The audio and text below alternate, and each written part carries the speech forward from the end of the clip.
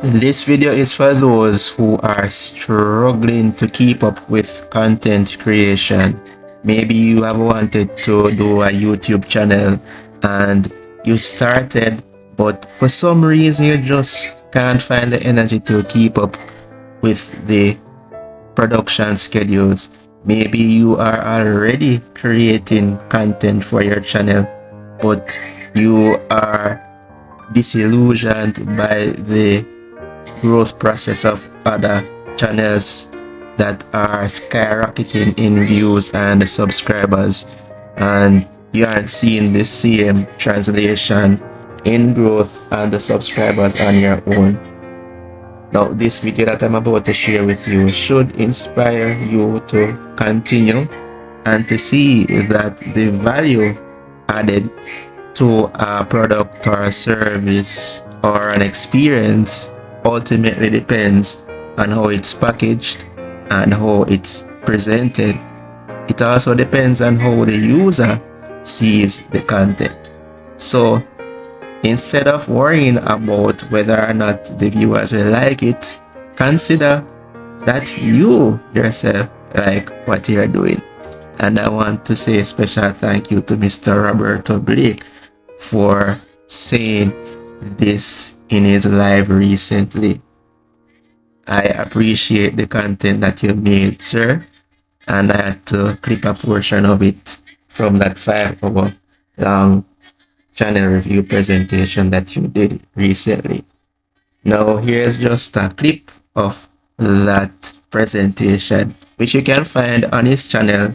If you aren't a subscriber, you can visit it and get the full essence of that epic and valuable presentation. Should be hard. They will never get that back.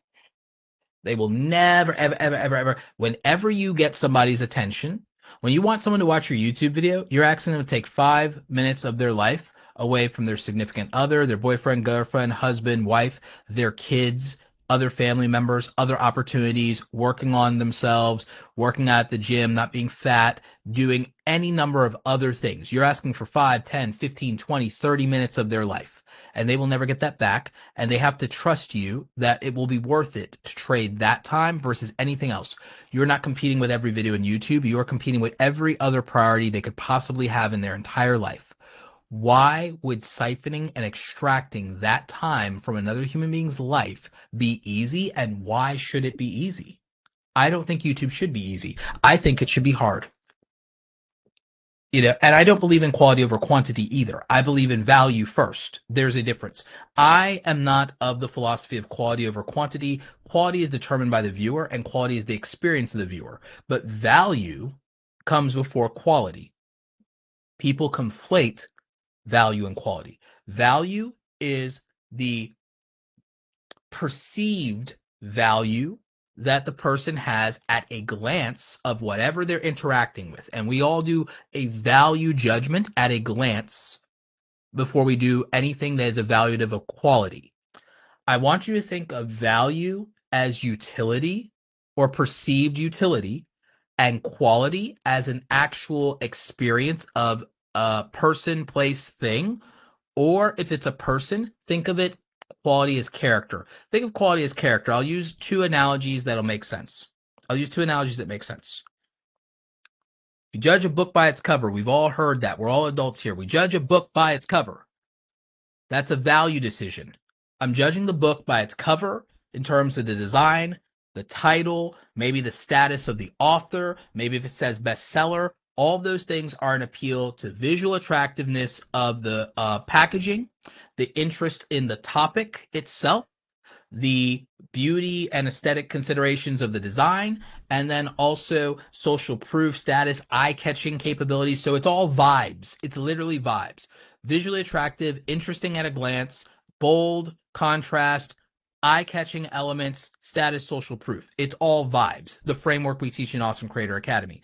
That is us packaging a book. Good packaging doesn't mean that the quality of information is as good as the packaging. In my case, it is. In my case, it is, right? So this is the value proposition. We are judging the value at a glance. That's it. And if you can't get a glance, you won't get a chance. If you can't get a glance, you won't get a chance. So we have to attract at a glance, and then the substance and quality of what we deliver has to be good.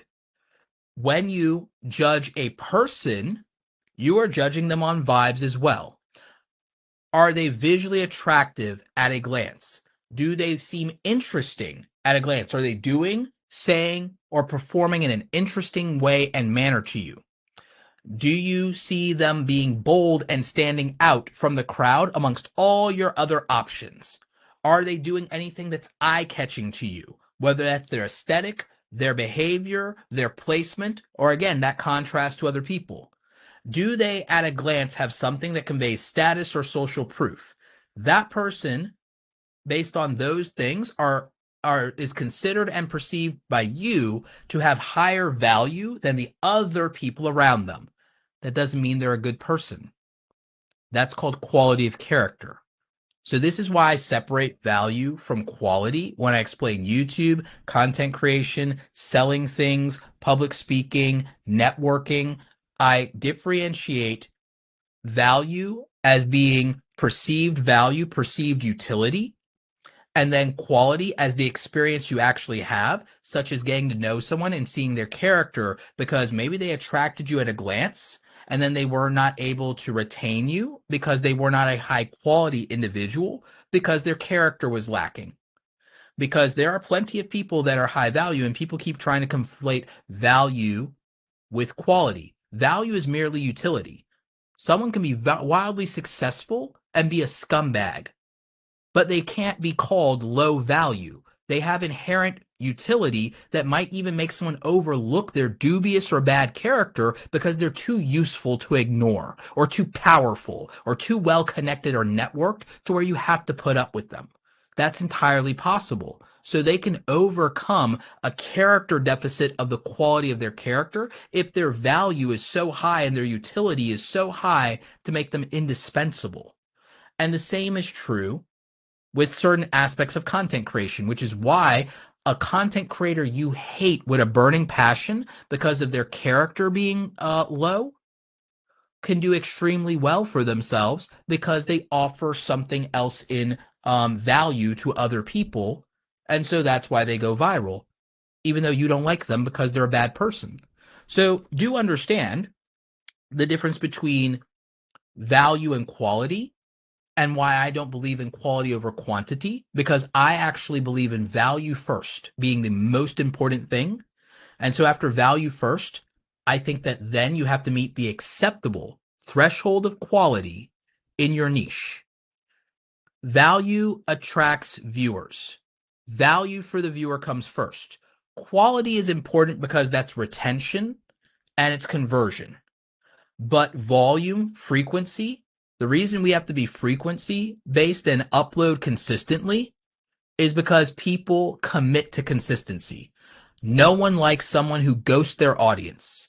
If you can't commit to your content, why should the audience commit to you? That's why we don't love variety content creators that much. Some of them have a personality that can pull it off. We don't like variety content creators as much because the value gets confusing, and then we don't know how to hold them accountable to keeping their promises if they're all over the place. We also don't love people, as much as people think quality over quantity, they don't actually believe that. Do you know why? No one likes an inconsistent person that shows up randomly and knocks things out of the ballpark. We really don't like that. We'll sit there for the spectacle and we'll show up for the spectacle, but deep down, what we really want is reliable, consistent people that make promises and keep them and show up when they claim they're going to show up and are on time. We want that in life, we want that in professionalism, and we certainly still want that in content creation.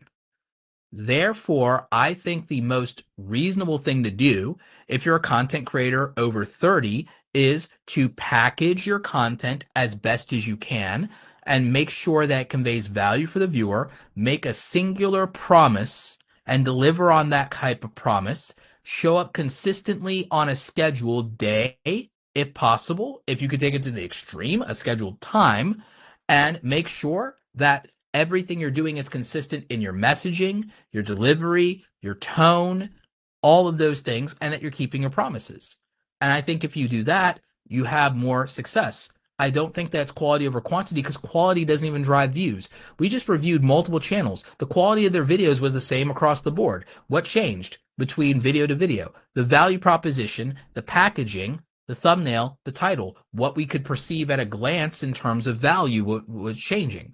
So the thing is, quality-wise, there's no difference in the quality of any of Axe Pawpaw's videos. The difference is the value of the packaging and how we perceive it. So value for the viewer comes first, more than anything else. That matters when it comes to getting views. Quality matters for retention, watch time, and turning viewers into subscribers because they have to have a good experience that's worth repeating.